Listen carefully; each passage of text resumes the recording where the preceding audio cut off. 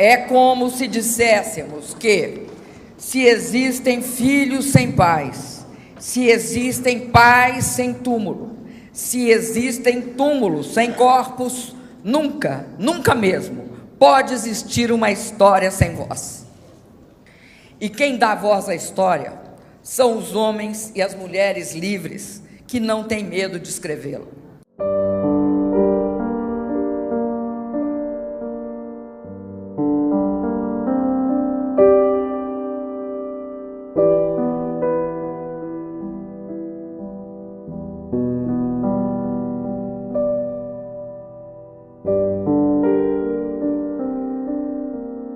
Eu tenho um vício que eu gosto de pesquisar coisa, então eu adoro ler papelada que eu juntei durante a Comissão da Verdade, fuço na internet muito para certas coisas que me chamam a atenção, né?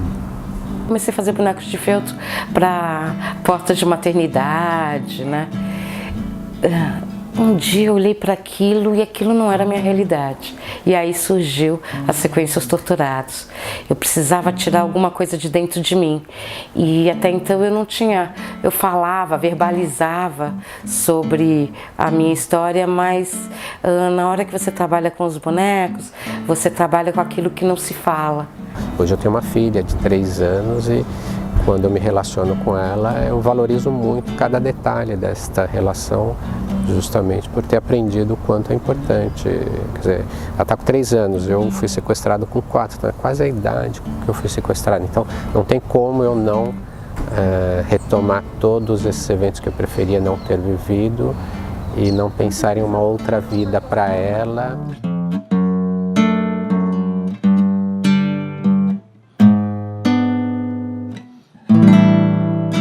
Declaro vaga a presidência da República. Se você for incluir toda a restauração da democracia até o momento em que existem as eleições diretas para presidente e a posse do primeiro presidente eleito após o regime militar, você vai até 1990.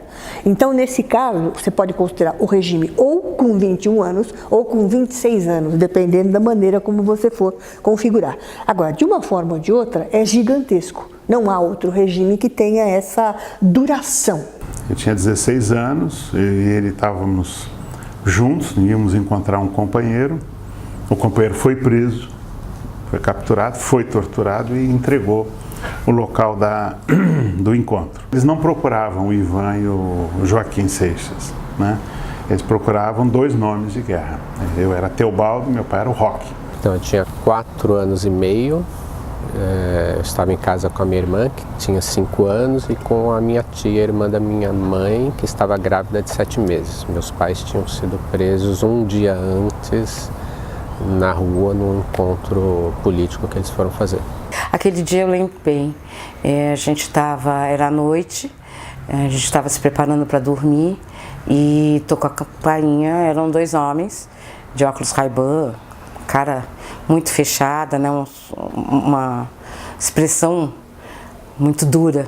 Eu era cheia de fazer gracinhas, né? De querer me mostrar, era toda exibida. E eu fiz as gracinhas que eu costumava fazer e eles não deram uma risada. Eu vi que a coisa era um pouco séria. Eles chamaram, pediram para falar com a minha mãe, a gente chamou minha mãe. Ela veio e eles falaram baixinho o que eles estavam fazendo ali.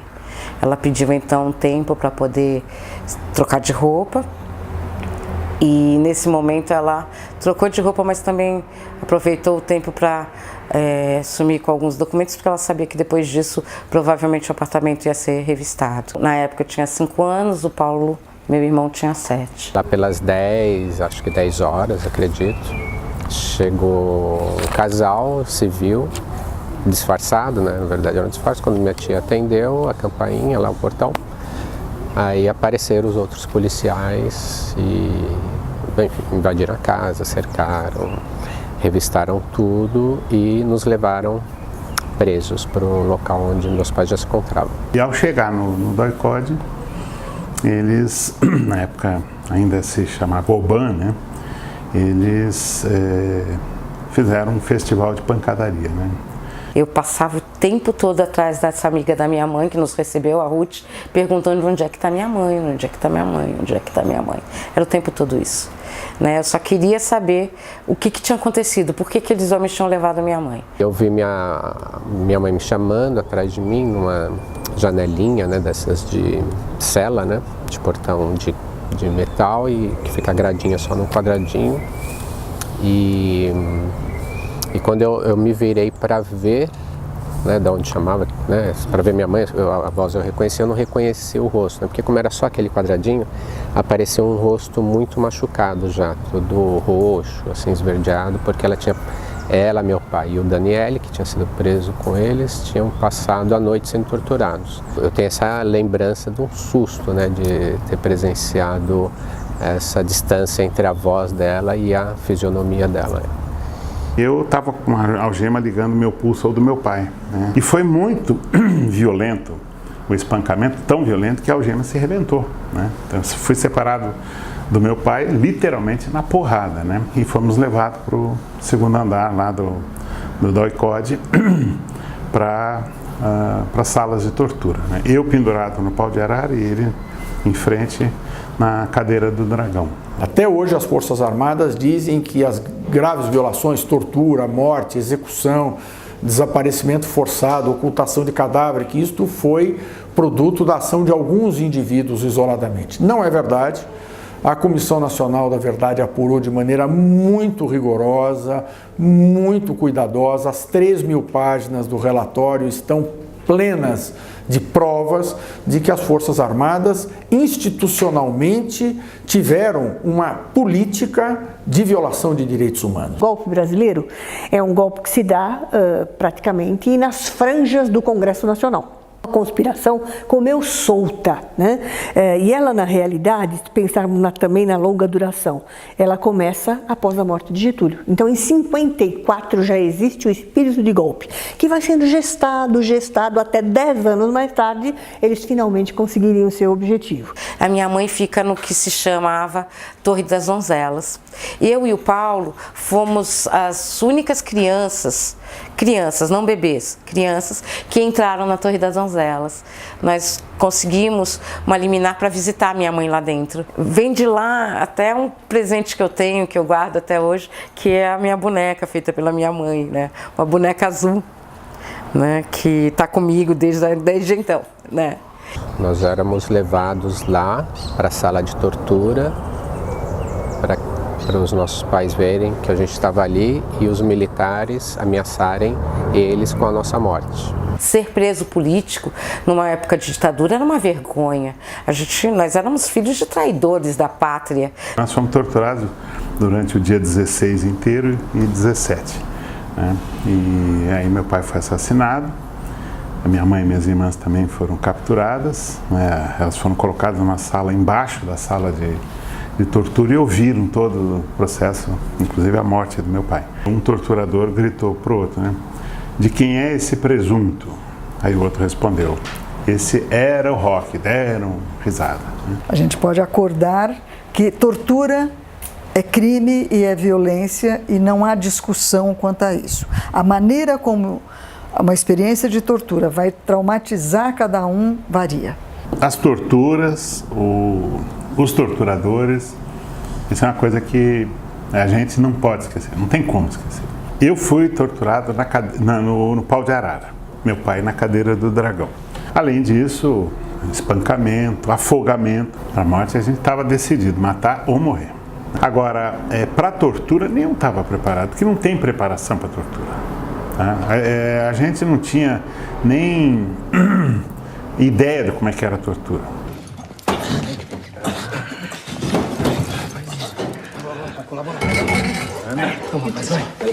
Abaixa!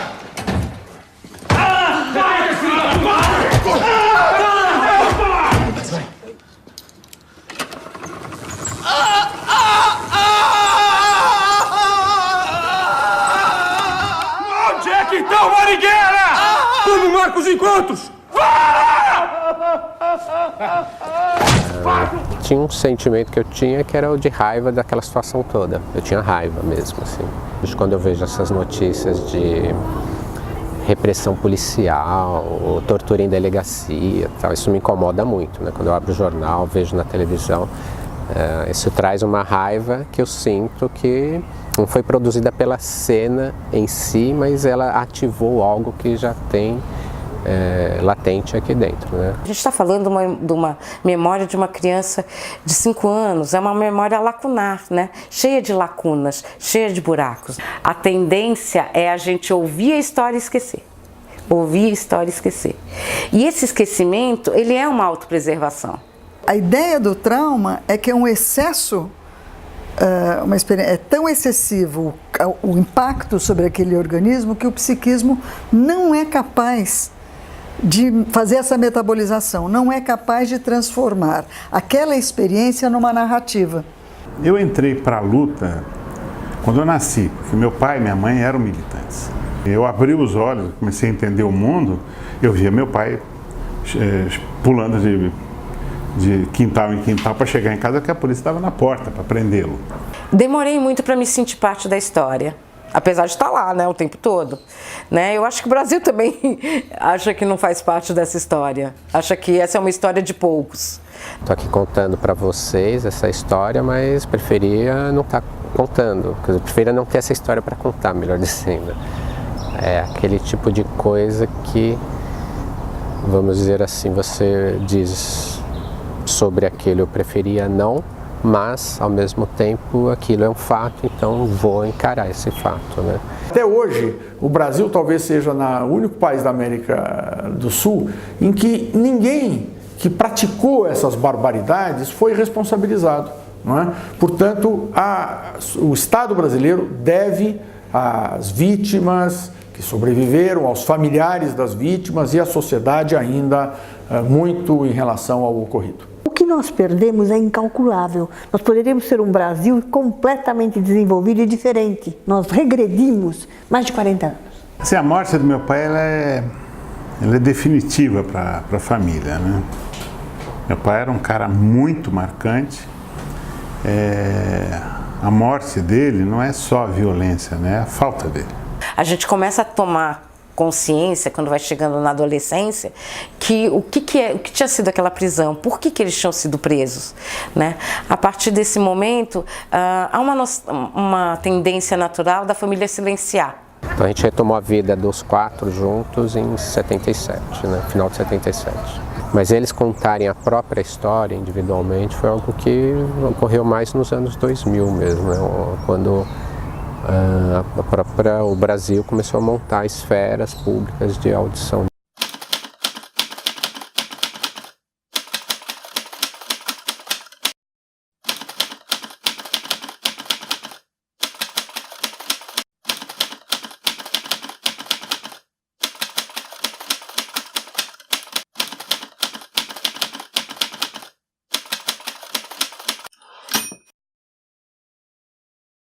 A gente recebeu cartas, e-mails e telefonemas. Telefonemas que se atendia, se ouvia uma respiração, mas não se identificava, né? Então isso somado os e-mails, por exemplo, era bem claro, né? Eles xingavam, faziam uma espécie de xingamento subversivo, comunista e outras também palavras de baixo calão. E defendiam o Ustra, a ditadura, né, a repressão aos supostos subversivos, terroristas, etc. Eu, quando fiz 28 anos, eu tive a chance de ir a primeira vez para fora do país. Eu queria muito conhecer Paris. Quando eu cheguei, era noite. Nós pegamos um metrô para ir para o centro da cidade e as luzes eram todas amarelas e aquilo começou a me dar uma ansiedade, um medo, um pavor. Aquela cidade que eu não conhecia, é como se eu estivesse em São Paulo dos anos 70 com as luzes amarelas. A ideia é que o esquecimento você apaga da memória, você apaga da consciência. né, da capacidade de ter aquilo acessível a hora que você bem entende. Mas você jamais apaga a marca de um vivido do ponto de vista inconsciente. Tudo poderia acontecer em outro país, mas no Brasil, dimensões continentais não poderia acontecer. Porque imagine só um Brasil socialista, como ia ficar, que má impressão ele iria dar e como isso poderia ir para os outros países da chamada América Latina. Então o grande medo dos Estados Unidos era o Brasil. Vou dizer a você que o golpe foi muito ajudado pelos Estados Unidos. Mas há toda uma conspiração interna muito forte. Se não fosse a guerrilha ter incendiado os carros da Folha de São Paulo, que emprestava aqueles carros para armar emboscadas e para transportar presos, inclusive assassinados, tá? Ninguém saberia que a Folha de São Paulo participava do esquema de repressão. Ivan, eu vi o carro da Folha de São Paulo na frente do DOI-CODE. Se eu contasse isso, ninguém ia acreditar. Se essa história aparecer na sua ampla verdade factual, a Rede Globo, a Folha de São Paulo, o Estado de São Paulo, essa grande mídia, ela vai ter que prestar contas. Ela tem que prestar contas de ter sido cúmplice da ditadura. Tem uma acusação de que a Comissão Nacional não fez justiça. A Comissão Nacional nenhuma tem esse papel. Nenhuma. Então, a Comissão Nacional tem que apurar e indicar para o Estado, no caso o Judiciário, fazer o processo contra as pessoas que são indicadas. A Comissão Nacional fez isso. A instituição foi criada já com vícios desde a sua origem. Então ela não tinha autonomia, a lei que criou ela, né, não dava ela autonomia em relação ao Estado. O Estado era o principal violador, é o violador o responsável por esses crimes. Então se monta uma comissão da verdade, mas permite sigilo de arquivo militar. A Comissão Nacional da Verdade do Brasil, assim como as quase 40 que existiram em outros lugares do mundo com a mesma finalidade nas últimas décadas, se insere nesse contexto de justiça de transição e é justamente sua finalidade, ao investigar e apurar a verdade dos fatos, de alguma maneira dar uma satisfação não só às vítimas e seus familiares, mas também à sociedade de maneira geral dessas ocorrências, né? Se eu tivesse que dizer se a ditadura venceu ou foi derrotada, que ela venceu. Que ela não, vamos dizer assim, a ditadura não existe mais, mas tudo que ela foi e produziu de alguma forma permaneceu. Eu me orgulho de ter participado disso, faria de novo, e eu acho que é o que tem que ser feito, como diz a Declaração de Independência dos Estados Unidos. Os povos têm o direito de se levantar contra as tiranias. E é o que nós fizemos. Eu não quero mais que outros filhos, de quem quer que seja, sofram o que eu sofri. Eu não quero mais essa vida. Eu não quero mais essa história para esse país.